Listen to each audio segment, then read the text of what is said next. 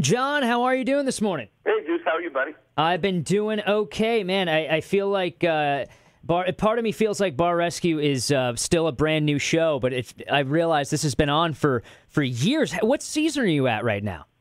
Well, it's funny. We're technically in our fourth season, but I'm shooting my 95th episode now. Wow. Congratulations. That's pretty incredible, man. Thank you. We're really proud of that. On October 9th, we shoot our 100th. Wow. Now, you've got, my favorite thing is, by the way, I'm such a huge fan of the show. It's my biggest binge watching show that on the air right now. I could just watch it for hours and hours and hours.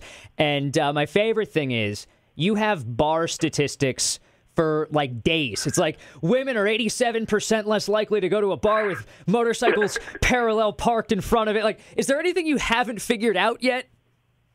No, there's a lot of stuff that we work on. Here's a fun one that you haven't seen on TV yet, is that when women are over 34 years old, we put backs on bar stools. When they're under 34, we don't. Why is that? Women get a little sensitive about their back ends when they cross 34. Wow. So we help them hide it. It's a more comfortable environment for them. Below 34, we want them to be able to spin around and interact more.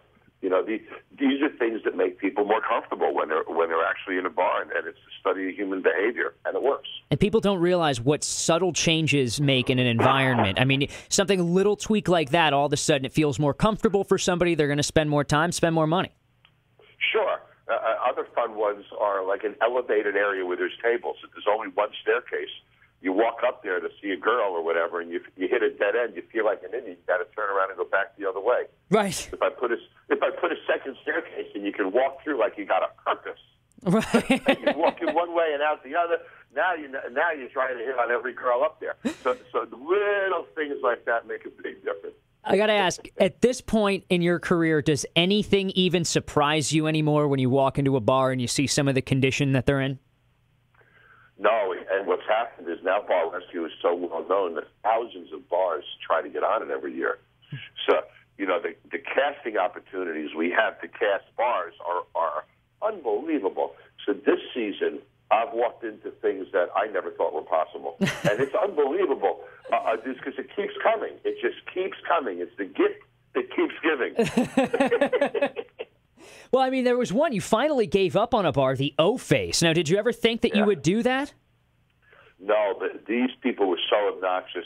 Once I saw that they were violent and disrespecting their employees so much, walking out became easy. I just don't want to perpetuate something like that, And we even hear that somebody got hurt as a result of me helping them.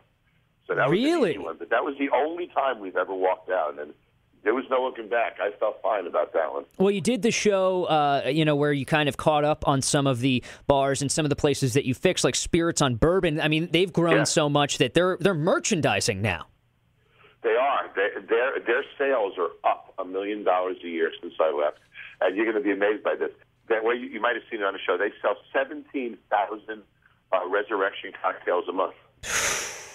That's seriously, to see where they were beforehand when they were just getting kind of smacked around by a bar right up the street. And for a bar that's got, Bourbon Street, there's no place with more competition on one stretch than that. So for them to have so much success and be rejuvenated that much is pretty incredible. Oh, I'm really proud of them. And yes, that blue cocktail that was an example of great bar science. The blue cocktail is the only one on the street. Mm-hmm. The blinking cup. There was a number of very scientific approaches to that bar, and they worked out. And the science, when you base decisions on science and data rather than personal opinion, you always have a better chance of success. Now, I have to ask this question. Would you, as somebody who has seen it all, done it all, fixed it all, tried to fix it all, would you still encourage someone if they came up to you and said, hey, Jon, I want to open a bar? Is it something that you would say, yeah, absolutely, you should do this? Is it something that people should be thinking more about rather than just diving right into it? Well, yes, for a couple of reasons. One, last year was the largest graduating class in the history of our colleges. So there's going to be a demographic boom in the bar business the next couple of years of people 21 to 25. So there's opportunity out there. Two, it's a wonderful business. If you run it right, if you're responsible and you make yourself part of the community and run a great place, it's a wonderful business. So I would say go for it. But don't go for it if you're into drinking. Go for it because you want to own a great business. Right, and that's, I think, where a lot of people, I mean, one of the more common themes that you see is people who own a bar or work in a bar, part of the sabotage of the whole situation is the fact that these people are in it because they like to party, and they don't realize that it's not a party all the time. In fact, it's not a party most of the time when you're owning a bar. No, what I teach them is if they work in their own bar, they'll have the money to party any place they want. Right, exactly. Right? If they party in their own bar, they won't have anything. That's like a guy who's into drugs becoming a pharmacist. I mean, that's ridiculous. Yep. No, it makes sense. Now, speaking of partying at bars, and this is an alternative rock station here at WRRV. I really am curious. Your story and where you got your start involves some of the most iconic rock bands of all time. That's true. Now, there's no question about it. Who are some of the bands that kind of went on to become kind of legendary or iconic? That because you were in Los Angeles, if anybody doesn't know where you started, right? It was in the kind of Sunset Strip area. It was. I ran the Troubadour in L.A., and in those years, the days I was running the Troubadour were the days that Black Flag, Adamant, Fear, all those Dead Kennedys. Oh, all yeah. those guys were there. Fear. I mean, I remember the car parked in front of the Troubadour, the famous Cadillac that said Dead Kennedys on it was parked in front of the Troubadour. That is so awesome. That's it's just awesome. The pedigree is there. A couple more questions. What's the most surprisingly cool bar town? Obviously you think of Vegas, you think of New Orleans, you think of New York, Los Angeles, whatever. What town really surprised you with how good the bar scene was? You're going to be surprised. When we travel with bar rescues, we go to a lot of small markets and big markets to try to mix it up. And we went to Omaha a few months ago.